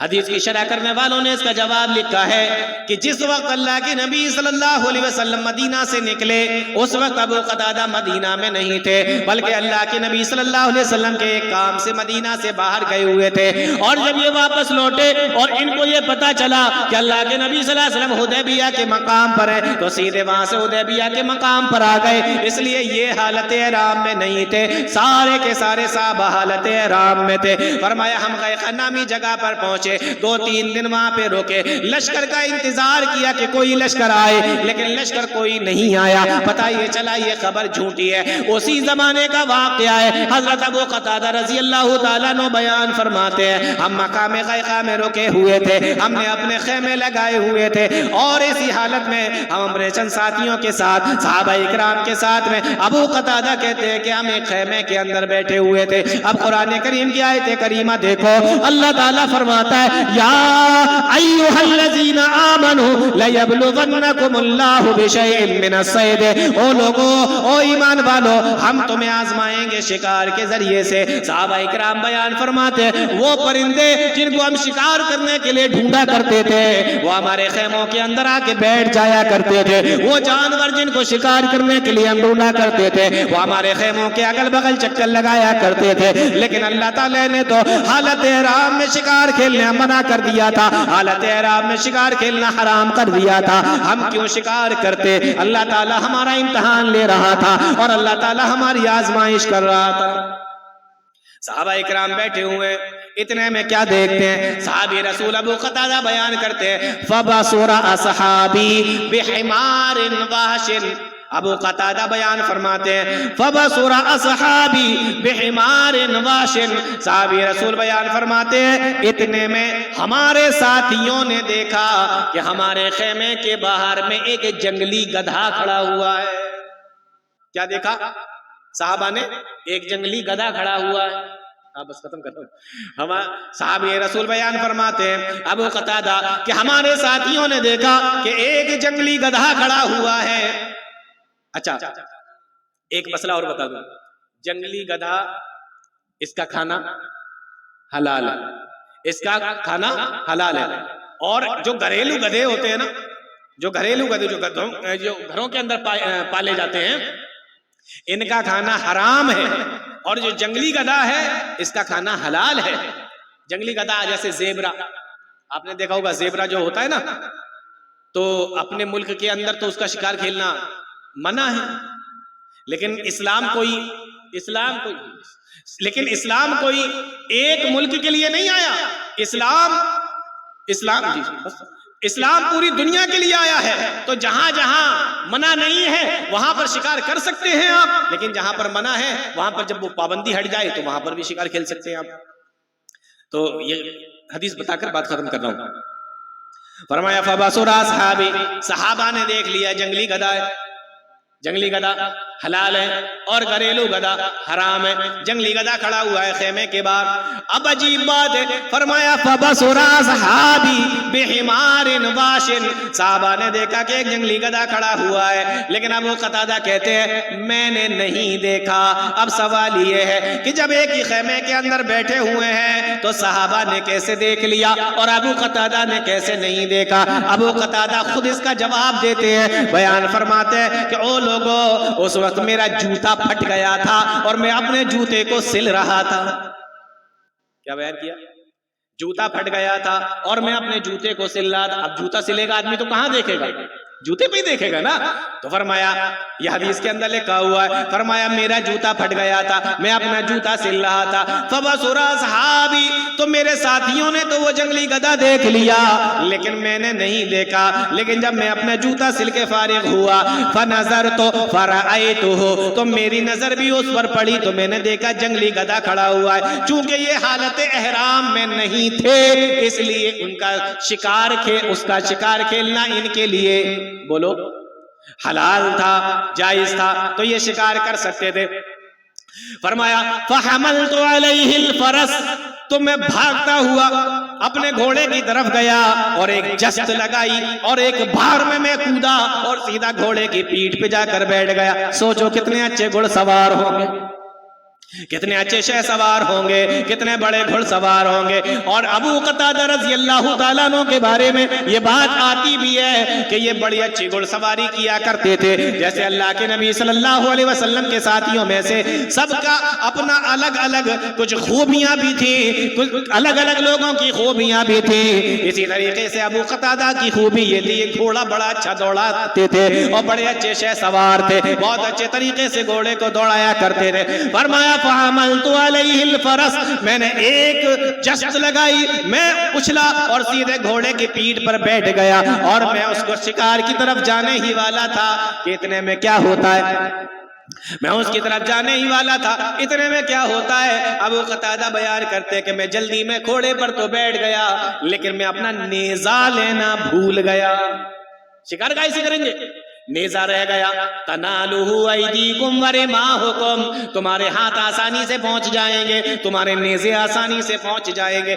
نیزہ لینا بھول گیا تو میں نے اپنے ساتھیوں سے کہا فاستعنتہم، نیزہ اٹھا دو، نیزہ اٹھا دو، کچھ نہیں کرنا ہے، صرف نیزہ اٹھانا ہے۔ لیکن حالت احرام میں شکاری کی مدد کرنا بھی بولو حرام ہے۔ فرمایا فاستعنتہم، میں نے کہا نیزہ اٹھا کر دے دو، فابوا، میرے ساتھیوں نے منع کر دیا۔ میں خود جلدی سے اترا، نیزہ اٹھایا، پھر سے گیا اور جا کر میں نے نیزہ تان کر اس جنگلی گدھے کے اوپر چلایا، نیزہ اس کی گردن کے آر پار ہو گیا، تھوڑی دور جا کے وہ گر گیا۔ میں تیزی سے اس کے پاس میں گیا اور جا کر میں اس کو کنٹرول کرنے لگا، اس کو ذبح کرنے کی کوشش کرنے لگا، لیکن وہ بہت بڑا تھا، اکیلے مجھ سے کنٹرول نہیں ہو رہا تھا۔ میں نے اپنے ساتھیوں سے کہا آؤ، شکار تو میں نے کر دیا ہے، تم صرف ان کو پکڑ لو تاکہ میں اس کو ذبح کر دو۔ فابوا ان یعینونی، حدیث کے الفاظ ہے میرے ساتھیوں نے پھر سے منع کر دیا کہ حالت احرام میں شکاری کی مدد کرنا جائز نہیں ہے، حالت احرام میں شکاری کی مدد کرنا حلال نہیں ہے، اس لیے میرے ساتھیوں نے اس کو پکڑنے سے بھی منع کر دیا۔ میں نے کسی طریقے سے اس کو ذبح کیا اور ذبح کرنے کے بعد جب اس کے گوشت بنانے کا موقع آیا میں نے کہا آؤ اب تو میری مدد کر دو۔ فابوا ان یعینونی، انہوں نے گوشت بنانے سے بھی منع کر دیا، کہا میں نے اکیلے ہی اس کا گوشت بنایا، اور گوشت بنانے کے بعد جب اس کو پکا لیا، پکنے کے بعد جب وہ بن کے تیار ہو گیا، اب بولو کھانا جائز ہے کہ نہیں؟ کھانا تو جائز ہے نا، مدد کرنا، شکار کرنا یہی تو منع ہے نا، لیکن کوئی دوسرا اگر کر کے دے دے تو کھانا جائز ہے۔ سامنے کھانا آیا تو حدیث کے اندر آیا بعض ساتھیوں نے تو کھا لیا اور بعض ساتھیوں نے کہا کہ جب شکار کرنا حرام، شکاری کی مدد کرنا حرام، شکاری کی طرف اشارہ کرنا حرام، تو ہو سکتا ہے کہ اس کا کھانا بھی حرام ہو، اس لیے جب تک اللہ کے نبی صلی اللہ علیہ وسلم کے پاس میں پہنچ کر ہم مسئلہ معلوم نہیں کر لیں گے نہیں کھائیں گے۔ صحابہ رسول کہتے ہیں ہم لوگ مقام غیقہ سے چلے، حدیبیہ میں آئے اور سیدھے جا کر میں نے اللہ کے نبی صلی اللہ علیہ وسلم کو رپورٹ کی کہ اللہ کے نبی وہ ساری باتیں جھوٹی تھی، کوئی لشکر وہاں پر نہیں ہے، کئی دن گزار کر میں وہاں سے آیا ہوں، کوئی لشکر وہاں پہ نہیں آیا۔ اور پھر ہم نے اللہ کے نبی سے یہ بھی کہا ان اصحابک یقرؤون علیک السلام، اے اللہ کے نبی آپ کے صحابہ آپ کو سلام کہہ رہے ہیں۔ دیکھو بڑی عجیب بات ہے، صحابہ کہاں ہیں؟ حدیبیہ میں، اللہ کے نبی اپنے خیمے میں ہیں اور یہ سارے صحابہ اپنے اپنے خیموں میں ہیں، وہیں اسی میدان میں، لیکن سلام بھجوایا۔ ہم لوگ یہ سمجھتے ہیں کوئی باہر سے سلام بھجوا سکتا ہے، پاس سے نہیں کہہ سکتا، یہی تو سمجھتے ہیں نا کہ باہر شہر میں کوئی رہ رہا ہے تو کہ بھئی فلانے نے آپ کو سلام کہا ہے، کبھی بھی سلام، تو ہم لوگ یہ سمجھتے ہیں پاس والا نہیں کہہ سکتا، پاس میں بھی اگر ہو آپ جا نہیں سکتے تو کہہ سکتے میرا سلام بول دینا، پاس ایک ہی شہر میں بھی اگر رہ رہے ہوں تب بھی سلام کہا جا سکتا ہے۔